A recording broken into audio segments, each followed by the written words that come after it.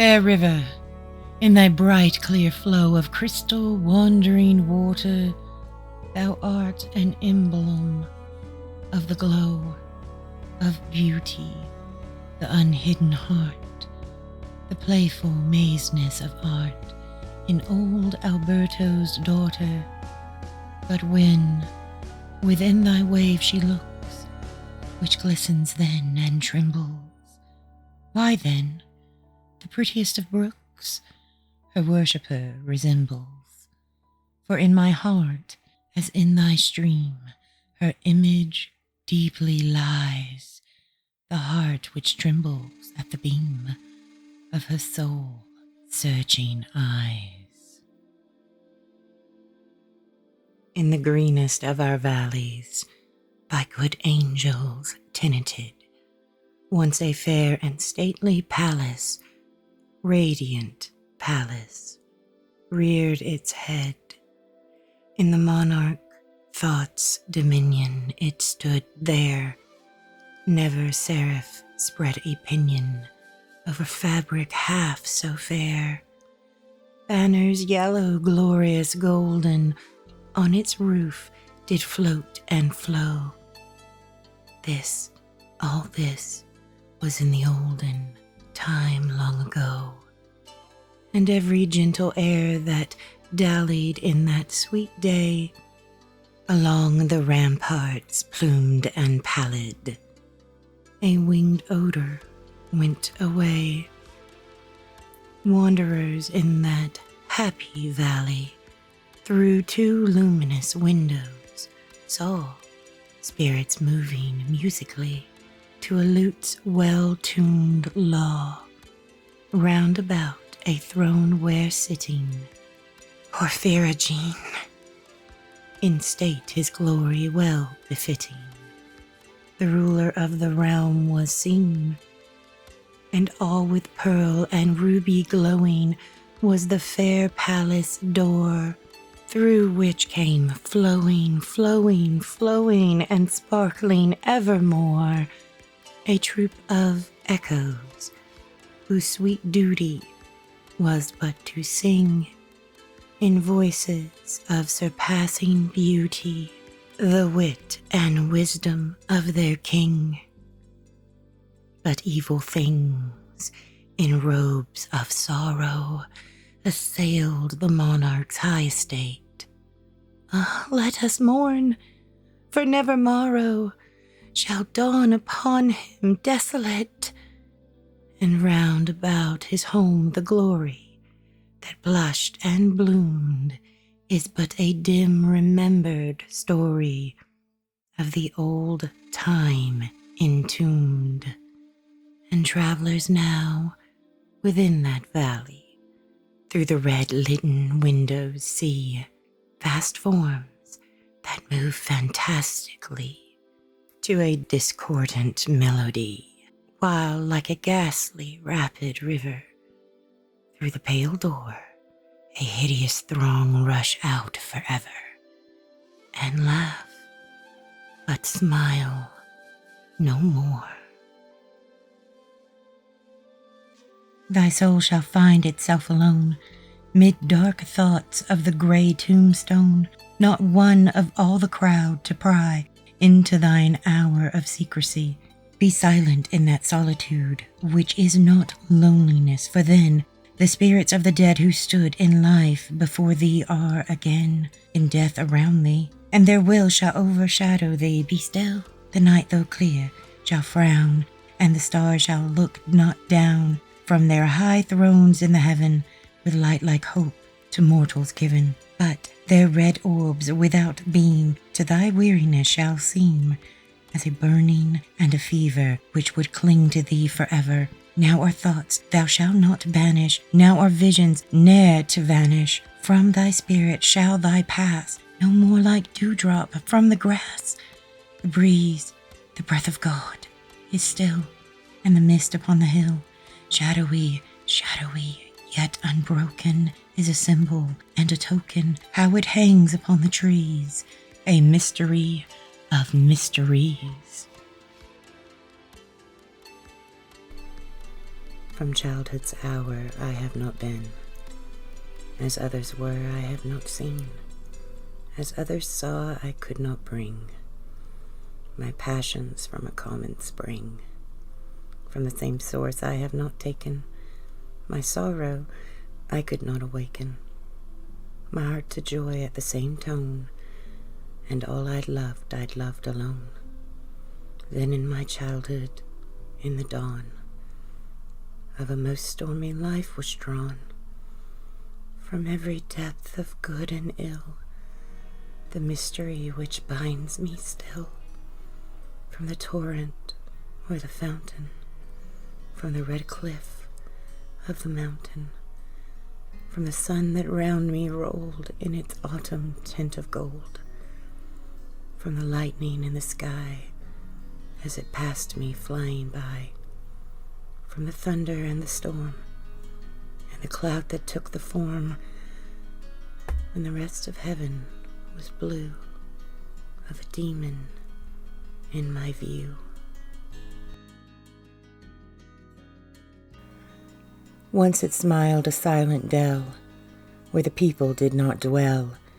They had gone unto the wars, trusting to the mild-eyed stars, nightly from their azure towers, to keep watch above the flowers, in the midst of which all day the red sunlight lazily lay. Now each visitor shall confess the sad valley's restlessness. Nothing there is motionless, nothing save the airs that brood over the magic solitude. Ah, by no wind are stirred those trees that palpitate like the chill seas around the misty Hebrides. Ah, by no wind those clouds are driven that rustle through the unquiet heaven uneasily from morn till even over the violets there that lie in myriad types of the human eye, over the lilies there that wave and weep above a nameless grave. They wave from out their fragrant tops, external dews come down in drops. They weep from off their delicate stems, perennial tears descend in gems. I saw thee on thy bridal day, when a burning blush came o'er thee, though happiness around thee lay, the world all love before thee, and in thine eyes a kindling light, whatever it might be, was all on earth my aching sight of loveliness could see. That blush perhaps was maiden shame, as such it well may pass, though its glow hath raised a fiercer flame in the breast of him, alas, who saw thee on that bridal day, when that deep blush would come o'er thee, though happiness around thee lay, the world all love before thee. Once upon a midnight dreary, while I pondered, weak and weary, over many a quaint and curious volume of forgotten lore, while I nodded, nearly napping, suddenly there came a tapping, as of someone gently rapping at my chamber door. "'Tis some visitor," I muttered, tapping at my chamber door. Only this, and nothing more. Distinctly, I remember it was in the bleak December, and each separate dying ember wrought its ghost upon the floor. Eagerly I wished the morrow, vainly I had sought to borrow from my book surcease of sorrow, sorrow for the lost Lenore, for the rare and radiant maiden whom the angels name Lenore, nameless here forevermore. And the silken, sad, uncertain rustlings of each purple curtain thrilled me, filled me with fantastic terrors never felt before, so that now, to still the beating of my heart, I stood repeating, "'Tis some visitor entreating entrance at my chamber door. Some late visitor entreating entrance at my chamber door. This it is, and nothing more." Presently my soul grew stronger, hesitating then no longer. "Sir," said I, "or madam, truly your forgiveness I implore, but the fact is I was napping, and so gently you came rapping, and so faintly you came tapping, tapping at my chamber door, that I scarce was sure I heard you. Here I opened wide the door. Darkness there, and nothing more. Deep into that darkness peering, long I stood there wondering, fearing, doubting, dreaming dreams no mortal ever dared to dream before. But the silence was unbroken, and the stillness gave no token, and the only word there spoken was the whispered word, "Lenore?" This I whispered, and an echo murmured back the word, "Lenore." Merely this, and nothing more. Back into the chamber turning, all my soul within me burning. Soon again I heard a tapping somewhat louder than before. "Surely," said I, "surely that is something at the window lattice. Let me see then what thereat is, and this mystery explore. Let my heart be still a moment, and this mystery explore. 'Tis the wind and nothing more." Open here I flung the shutter, when, with many a flirt and flutter, in there stepped a stately raven of the saintly days of yore. Not the least obeisance made he, not a minute stopped or stayed he, but with mien of lord or lady perched above my chamber door, perched upon a bust of Pallas just above my chamber door, perched and sat, and nothing more. Then this ebony bird beguiling my sad fancy into smiling, by the grave and stern decorum of the countenance it wore. "Though thy crest be shorn and shaven, thou," I said, "art sure no craven, ghastly, grim, and ancient raven, wandering from the nightly shore. Tell me what thy lordly name is on the night's plutonium shore." Quoth the raven, "Nevermore." Much I marvelled, this ungainly fowl, to hear discourse so plainly, though its answer little meaning, little reverence bore. For we cannot help agreeing that no living human being ever yet was blessed with seeing bird above his chamber door, bird or beast upon the sculpted bust above his chamber door, with such name as Nevermore. But the raven, sitting lonely on the placid bust, spoke only that one word, as if his soul in that one word he did outpour. Nothing farther than he uttered, not a feather than he fluttered, till I scarcely more than muttered, "Other friends have flown before. On the morrow he will leave me, as my hopes have flown before." Then the bird said, "Nevermore." Startled at the stillness broken by replies so aptly spoken. "Doubtless," said I, "what it utters is its only stock and store, caught from some unhappy master whom unmerciful disaster followed fast and followed faster, till his songs one burden bore, till the dredges of his hope that melancholy burden bore, of never, nevermore." But the raven still beguiling all my fancy into smiling, straight I wheeled a cushioned seat in front of bird and bust and door. Then upon the velvet sinking, I betook myself to linking fancy unto fancy, thinking what this omnious bird of yore, what this grim, ungainly, ghastly, gaunt, and omnious bird of yore meant in croaking, "Nevermore." This I sat, engaged in guessing, but no syllable expressing, to the fowl whose fiery eyes now burned into my bosom's core. This and more I sat divining, with my head at ease reclining, on the cushion's velvet lining, that the lamplight gloated o'er, but whose velvet violet lining, with the lamplight gloating o'er, she shall press, nevermore. Then methought the air grew denser, perfumed from some unseen censer, swung by seraphim whose footfalls tinkled on the tufted floor. "Wretch!" I cried. "Thy God hath lent thee, by these angels he hath sent thee, respite, respite, and nepenthe thee from thy memories of Lenore. Quaff, oh quaff this kind nepenthe, and forget this lost Lenore." Quoth the raven, "Nevermore."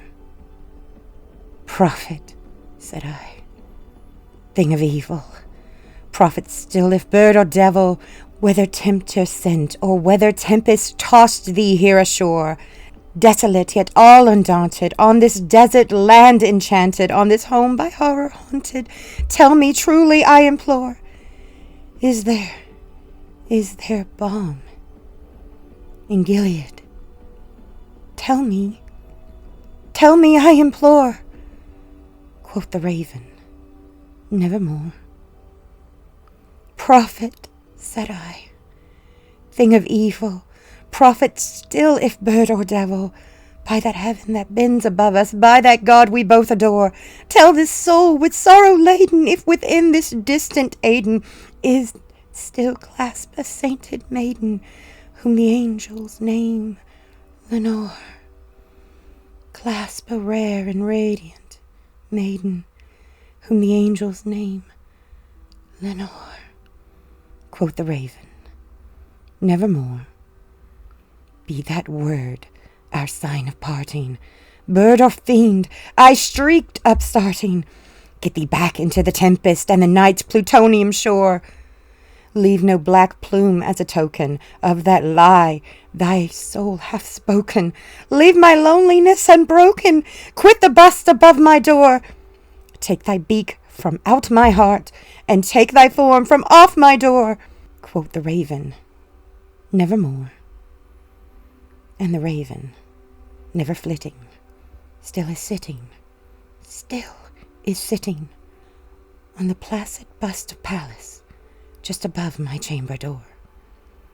And his eyes have all the seeming of a demon's that is dreaming, and the lamp light o'er him streaming throws his shadow on the floor, and my soul from out that shadow that lies floating on the floor shall be lifted nevermore.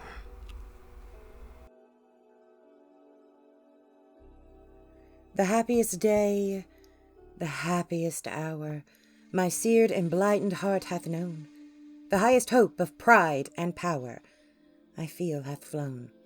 "Of power," said I, "yes, such I ween, but they have vanished long, alas, the visions of my youth have been, but let them pass. And pride, what have I now with thee? Another brow may even inherit the venom thou hast poured on me. Be still, my spirit. The happiest day, the happiest hour, mine eyes shall see, have ever seen, the brightest glance of pride and power I feel have been. But were that hope of pride and power now offered with the pain, even then I felt that brightest hour I would not live again. For on its wings was a dark alloy, and as it fluttered, fell an essence powerful to destroy, a soul that knew it well.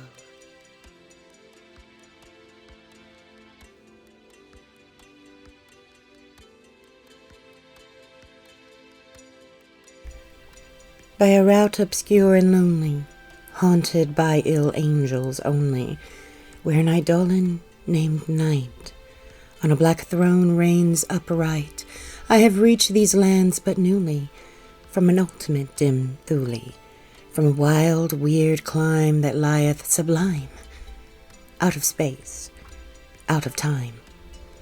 Bottomless vales and boundless floods, and chasms and caves and the Titan woods, with forms that no man can discover for the tears that drip all over. Mountains toppling evermore into seas without a shore, seas that restlessly aspire, surging unto skies of fire, lakes that endlessly outspread their lone waters, lone and dead, their still waters, still and chilly, with the snows of the lolling lily. By the lakes that thus outspread their lone waters, lone and dead, their sad waters, sad and chilly, with the snows of the lolling lily. By the mountains near the river, murmuring lowly, murmuring ever, by the grey woods, by the swamp, where the toad and the newt encamp, by the dim tarns and pools, where dwells the ghouls, by each spot the most unholy, in each nook most melancholy, there the traveller meets aghast, sheeted memories of the past, shouted forms from start and sigh, as they pass the wanderer by, white-robed forms of friends long given, in agony, to the earth and heaven. For the heart whose woes are legion, 'tis a peaceful, soothing region. For the spirit that walks in shadow, 'tis an Eldorado. But the traveller travelling through it may not, dare not openly view it. Never its mysteries are exposed to the weak human eye unclosed. So wills its king who hath forbid the uplifting of the fringed lid. And thus the sad soul that here passes beholds it, but through darkened glasses, by a route obscured and lonely, haunted by ill angels only, where an eidolon named Night on a black throne reigns upright. I have wandered home but newly from this ultimate dim Thule. For her this rhyme is penned, whose luminous eyes, brightly expressive as the twins of Leda, shall find her own sweet name, that nestling lies upon the page, enwrapped from every reader. Search narrowly the lines, they hold a treasure divine, a talisman, an amulet that must be worn at heart. Search well the measure, the words, the syllables. Do not forget the trivialist point, or you may lose your labor. And yet there is in this no Gordian knot, which one might not undo without a saber, if one could merely comprehend the plot, enwritten upon the leaf where now are peering eyes, scintillating soul, there lie Perdue, 3 eloquent words oft uttered in the hearing of poets, by poets, as the name is a poet's too. Its letters, although naturally lying, like the night Pinto, Mendez Fernando, still form a synonym for truth. Cease trying. You will not read the riddle, though you do the best you can do. Take this kiss upon the brow, and in parting from you now, thus much let me avow, you are not wrong, who deem that my days have been a dream. Yet if hope has flown away, in a night or in a day, in a vision or in none, is it therefore the less gone? All that we see or seem is but a dream within a dream. I stand amid the roar of a surf-tormented shore, and I hold within my hand grains of the golden sand. How few, yet how they creep through my fingers to the deep, while I weep, oh God, can I not grasp them with a tighter clasp? Oh God, can I not save one from the pitiless wave? Is all that we see or seem but a dream within a dream?